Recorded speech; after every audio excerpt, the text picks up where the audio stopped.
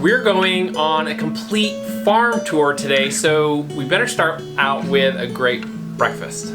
We're eating one of our favorite breakfasts this morning. We call it hash. A lot of times it has potatoes in it, sausage or ground beef. And when you have a garden, one of the coolest things is being able to go out and just pick ingredients as you're cooking. Today I'm sending out a veggie fetcher, my oldest son. And the neat thing is he not only knows how to properly harvest kale, he knows where to find it. And it's wonderful to have these fresh ingredients for our meal.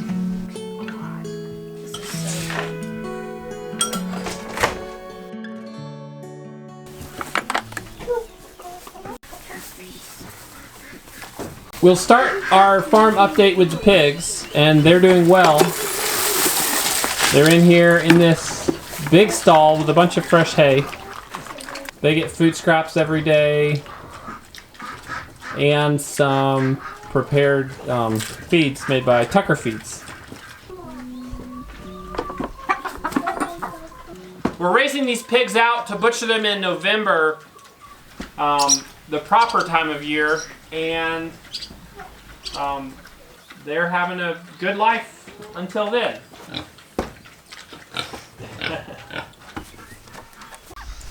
We'll do a quick duck update because I ran across the ducks. All 11 of these ducklings that these two mamas hatched are doing really well. And today we're letting them roam the yard and they are loving it. I love ducks because they never stop looking for food. They're extremely active, inquisitive, and they just run our whole yard eating bugs.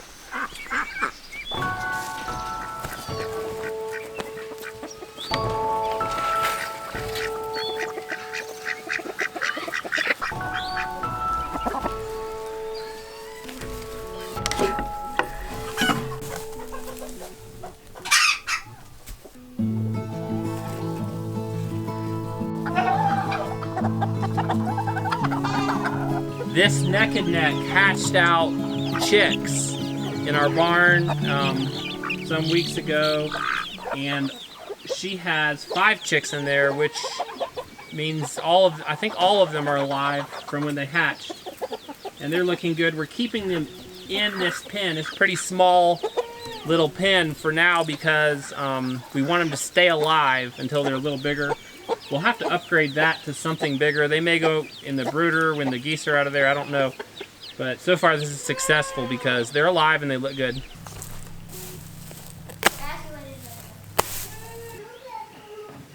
Now we're going out to check on Alice the cow and her 2 calves. I'm bringing with me an electric fence charger, hay, alfalfa, and minerals. I'm using this electric fence charger because I don't trust just one charger for all my fence wires, and I want to make sure that this fence stays hot so the goats stay in and the cows respect it. We're not milking this morning, but I still bring Alice her alfalfa and check her over, check her teats where Beefsteak, the older calf, has been biting her. They actually look good this morning. I'm bringing out fresh minerals. And then even though it's summer, I bring out a little bit of hay to make sure that she has plenty of nutrition out here. She will eat down the grass in this pasture at some point. There's a lot of weeds out here, there's a lot of grass, there's still more out here just looking at it. But I want to make sure she never goes without enough volume for her rumen. You can see the calves are trying to steal alfalfa from her. Not very polite, but she gets most of it, and that's exactly what we want. She's a good cow. I'm happy to have her, and also love having her out here. It's a really nice place to hang out. There's less flies and kind of more variety to eat. Some fresh grass out here. I'll probably have her out here another week if the pasture can take it. Our next update is on the garden. And today we're starting to trellis our tomatoes. So Joyful and I went out and got a bunch of bamboo poles. Bamboo is such a great resource for homestead life, and I haven't really found a good spot until today. I knew about this spot, but I didn't know if we could get it there. This spot turned out to be great. It's on a big water main right away, it looks like it. And so we got a ton of bamboo. And now I'm trellising these tomatoes in a way that I have never done before, which is on a single string. Most people keep the plants to kind of one main plant, not let it turn into a giant bush. So I'm really excited about doing it this way. I've struggled with trellising tomatoes. I'm using these little clips that a friend showed me the other day. This tomato plant is dreadfully falling over, so this clip is really cool because what it does is the clip grips the string and then gently just holds the tomato up. And this is what you do, is you just walk your tomato plants up these strings.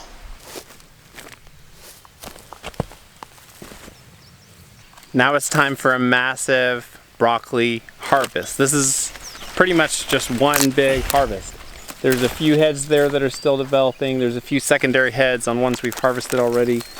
But we will be eating broccoli for probably the next 3 days.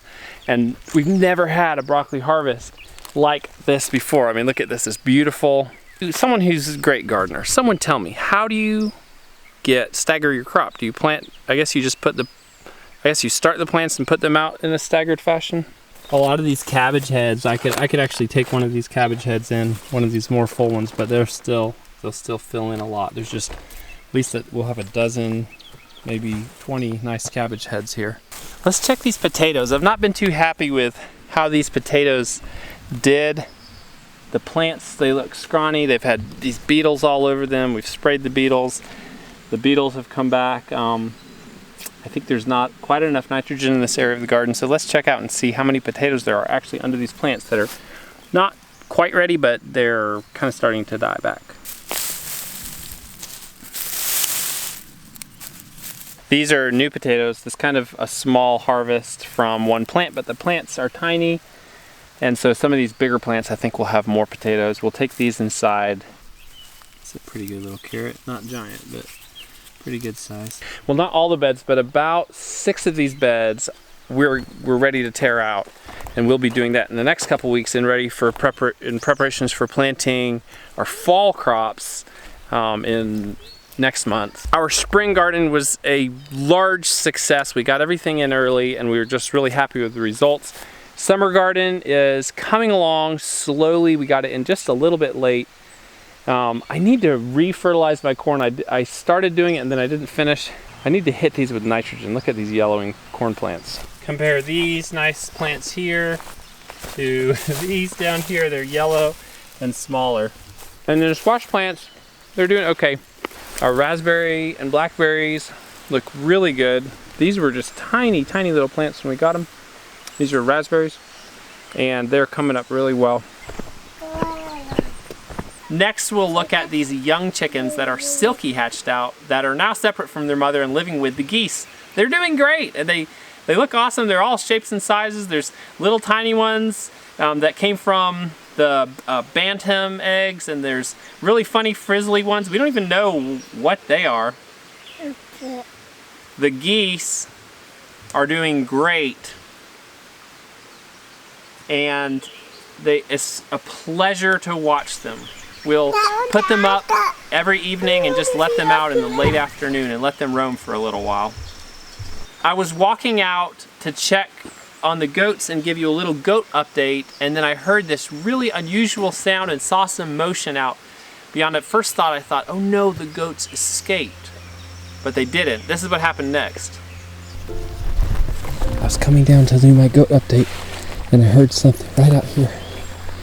And it doesn't sound like anything on our homestead. It's a baby deer. Look, it's way up there. You see it? You see it? Look.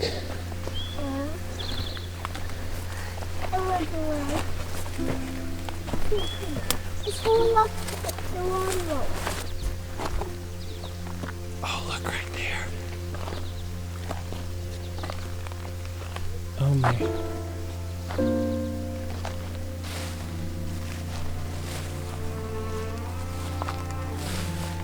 It is so tiny. Wilder, look. Look, Wilder.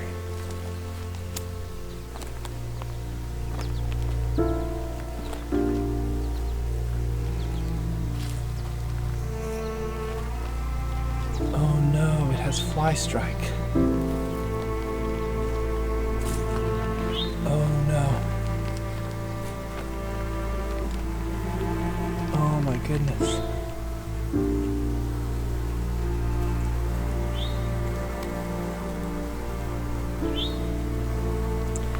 It has fly strike on its backside there. I think that's what that is. It's okay, baby. You don't look very good.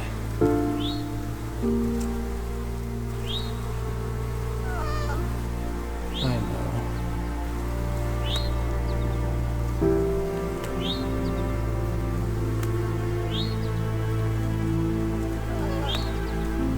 Oh, poor baby.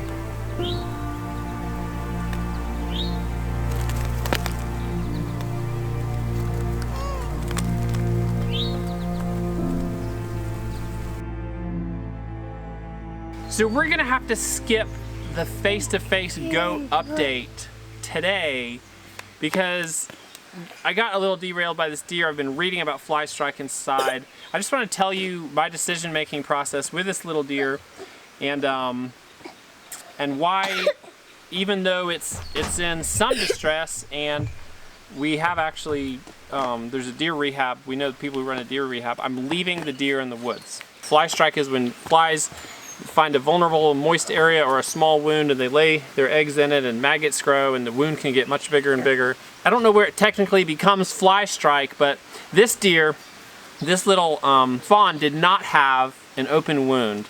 So I think she still may have a shot at recovering, and I don't want to whisk her away from her mother just because she's got a bunch of flies on her.